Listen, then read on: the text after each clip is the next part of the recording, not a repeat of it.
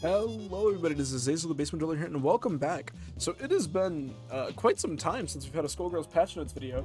As Liam said in the last set of patch notes, because of Umbrella's release and how everything was going with that, it was going to take a little bit of time to get to the next set of updates. And that's finally happened. I actually missed an update. That's how long it's been since I've opened this game. But there's a bit of stuff going on. So we got two updates to get through. We have the update from 2 days ago. We have the Tuesday, March 15th update, and then we have the Sunday, March 13th update. So we're just going to go on through a lot of Umbrella changes. A, new selection code. B, most of our color palettes are in the game already. We're gonna play the two new characters, and also the new stage has been added. I don't know if this was here the last time I played. It might have been in beta, but the stage is still in beta. Nothing's going on in the background of this stage that much. There's a few cute references which will show off. There's a Beowulf strength machine in the corner, and a Sagan claw machine, Beowulf strength tester, and then a Cirque de Cortez whack-a-mole game, which seems to be a pun about the Mafia, which is kind of funny. So first, sadly, the update from the 15th, it was just visual issues, nothing huge. The March 14th update was a lot. Umbrella's gameplay is now finished. She is fully finalized. So Umbrella, she has a tutorial and combo trials now, which is awesome. There was a change in the character select screen, which I actually should have shown first. Now, if a character has an alternate voice pack to select, such as Big Band, Painwheel, Peacock, they will have, under their palette selection, go to a character that doesn't have one. They don't have one. If you go to a character that does have one, you'll see an original voice pack, alternate voice pack. So now, it's more obvious which characters actually have them, which is very cool. Apparently, Umbrella has better art now.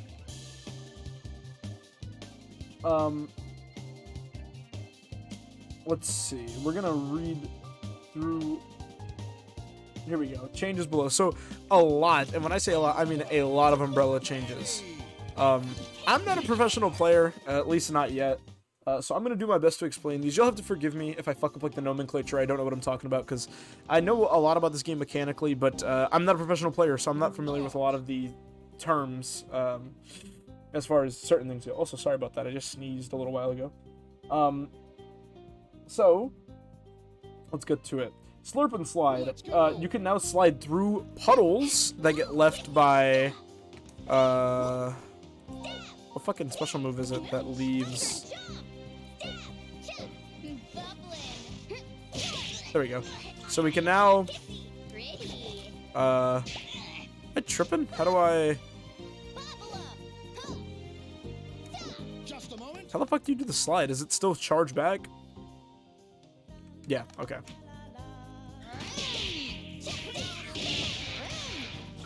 You can now use this to slide very fast, which is very cool. If you do it while starving, she trips, which this new boosted version of Slurp and Slide allows Umbrella to convert with new attacks, which you can do like a mid-screen combo off of a ground throw, which is kind of cool. Let's see. For Slurp and Slide, they reduce the damage all around the board. Ravenous and Overstuffed do less damage, whereas Ravenous used to do 900, and now does 800 damage. Or at least it's supposed to, according to this, but it might be like solo damage, but you know. And then Overstuffed does 100 less damage as well. But the Overstuffed variant of it also throws the opponent faster and farther.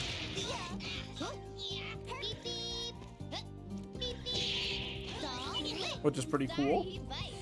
Let's see. I'm sorry, I'm reading through the patch notes because like I don't have a second monitor, so I have to read this off my phone. Again, unprofessional in nature, but you guys know what's going on here. Bunch of bug fixes. And now... there's a tighter super cancel window. Let's see. Salt Grinder if you use Salt Grinder in Satiated or Overstuffed, which is the yellow and blue forms, it does 25 or 50% less damage per grind, which, you know, is fine because that shit used to do a lot of damage. So now,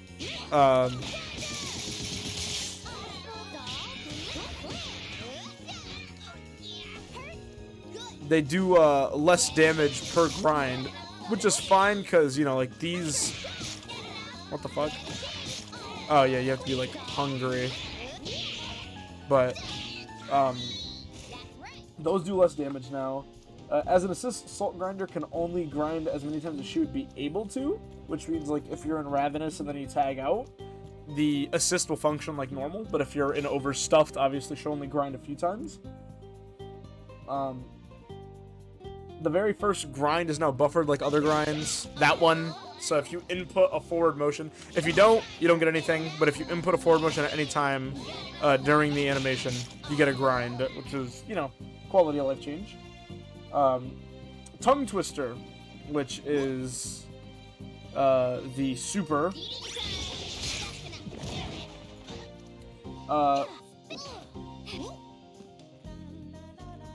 Wait, unless it's not? Oh no, this is Tongue Twister. Excuse me. It does less damage depending on how hungry you are. It's a little slower. The hitbox is smaller.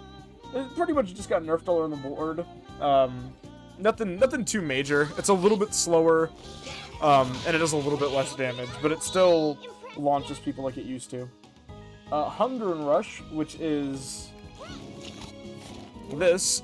This used to be fully invincible. It is now just strike invincible. You can be thrown out of it, so if you read it, obviously. If we get Peacock to grab. That was the startup of the DP we just got grabbed out of, so it is now no longer throw invincible. The Starving version doesn't jump as high, and the Overstumped version jump height was increased, but you can't super cancel the landing of the Overstuffed variant.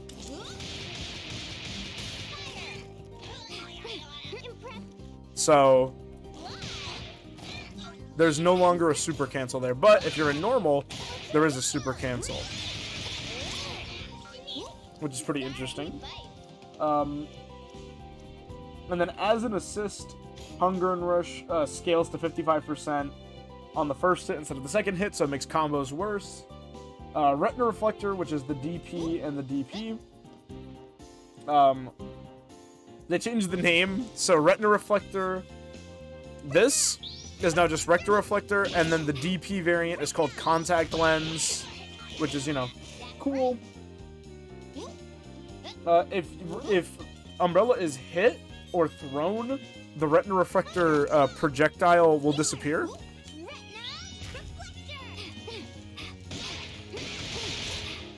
Which we should show from a farther distance.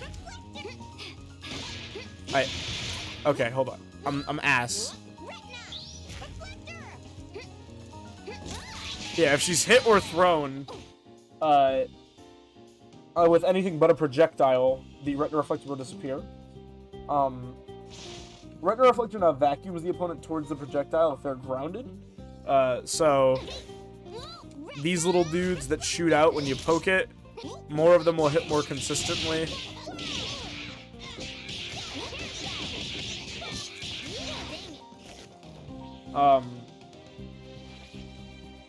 It's more reliable at reflecting projectiles. The light medium version is a bit more active. It comes out a little faster and it's a bit more active overall. There's less gaps. The DP does 150 less damage than it used to. Or 250 less damage than it used to, which is pretty big. The Reflector hurt box is way bigger. The Retina Reflector and Stand Heavy Punch can also project more projectiles, including Annie, Painwheel, Double, and Fuqua, up from just Peacock. They can deflect Valentine's Checkmate Incision, and Robo Fortune's Jump Heavy Punch and Head Drone. Under the weather, there are now eyeballs inside the bubbles, instead of just being bubbles.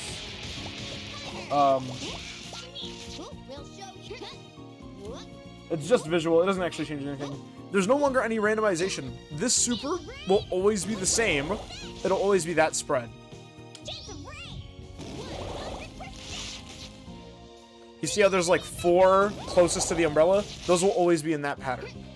So there's no longer any randomization with this super, just to make it more consistent, because it's more consistent for like combos and stuff, which is good. It does less chip damage and does less regular damage. The overstuffed version now produces larger bubbles that knock down, but spawns less bubbles. And bubbles now interact with other projectiles, so you can actually use it as a true projectile shield. So, if I do this, you can use it as a projectile shield, which is very cute. Cutie patooey. This special move. There's an eyeball inside the bubble. The animation takes less time overall because it used to be very slow. The projectile will no longer vanish if Umbrella is hit. So it used to go away if Umbrella was hit. And now it doesn't, which is very good. The bubbles now interact with other projectiles, which you just showed. The launch angle is a bit more shallow so that it's more consistent at hitting people who are, you know, that close. The heavy one shoots 2 that knock down. If light kick is held the most... if light kick is held, you don't eat the butterfly. Which, you know, if you want to reduce hunger. Which is kind of useful. Bobble and bubble. This takes way less time to come out. That's way faster than it used to be. The bubble now vanishes when it goes off screen or Umbrella is hit. The slide back on screen is faster than before. It no longer puts the opponent into pre-block when you do it, so you can't get some weird-ass setups. The projectile will vanish if Umbrella is hit, unless Umbrella has already hit it, in which case it'll pop. Wishmaker, which is the bubble, the homing bubble.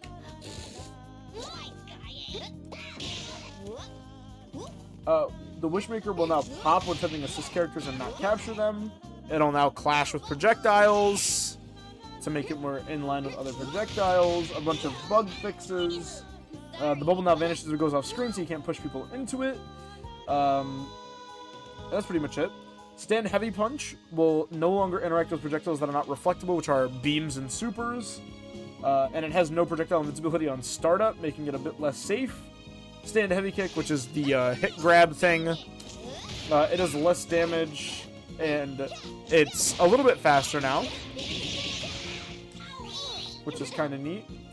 The puddles,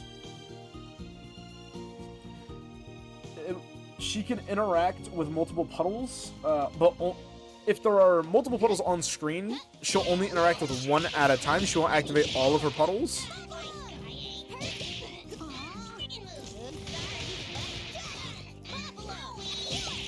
So, for example, if I do this, or not, did I read that wrong?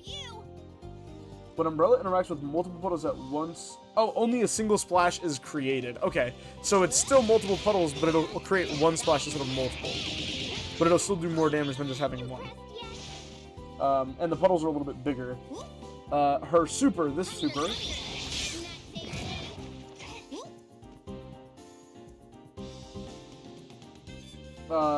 eating a character, or using the super gives you 1 pip of hunger instead of 3 like it used to. There's extra visual effects, so it looks cooler. And Umbrella slides a little bit back after the super when you spit them out. And that's pretty much it. Next up is Annie. The two newest characters getting the most changes, because obviously. There's a decent amount here with Annie. Annie's getting some stuff back. Her dash speed is back to being a little bit faster, like it used to be. Re-entry is slower. It's 3 frames slower than it used to be. The air dash backwards collision box got fixed because Annie could clip through opponents with it. This super is much better for scaling into DHC.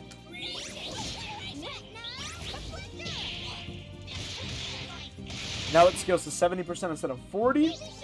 And then the second hit has way more hit stun if used as an actual super, not an assist super, not a DHC. So you can get a decent amount more off of it. And the knockback has been reverted, so it leaves the opponent slightly closer to you. Meteor Strike, which is this super, the fucking Gigan Fist. It applies the same amount of hit stun regardless of if you're comboing the opponent or if you're hitting it raw to make it more consistent in combos. It gets bonus scaling at 45% when used as a DHC, and the overall damage was reduced by 250 points. Star Power, you have to have 2 bars of meter to activate this, even if you use it as a DHC. Once it activates, it consumes a bar of meter immediately. Since it uses meter to activate, you can now DHC out of it, which is very cool. Some very, there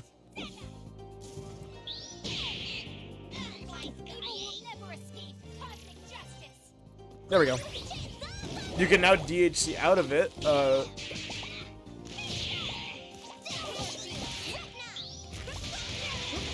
Very a la Marvel, DHCing into an install super. Gravity Collapse, which is the deinstall, does a lot more chip damage and overall damage, much better scaling. The stars from Star Power now also deal chip damage.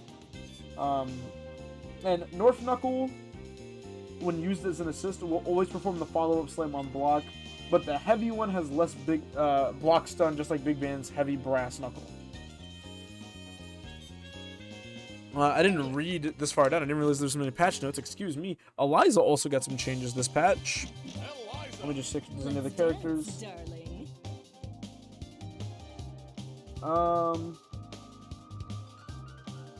Actually, no. It looks just like Eliza, because the rest are just bug fixes. I accidentally went back to the main menu. Excuse me. So, finally, Eliza. Segment, when you're doing any segment-related attacks, which are this ones, they have a much wider super buffer window, which is very good. She has an extended DHC window for Crimson Scourge, which is the command or the hit grab super in segment. Crimson Scourge now only scales to 45% instead of 55%, so it's a bit less harsh. If Carpenter Axe is blocked, which is Heavy Punch, you can no longer do backdash out of it on block.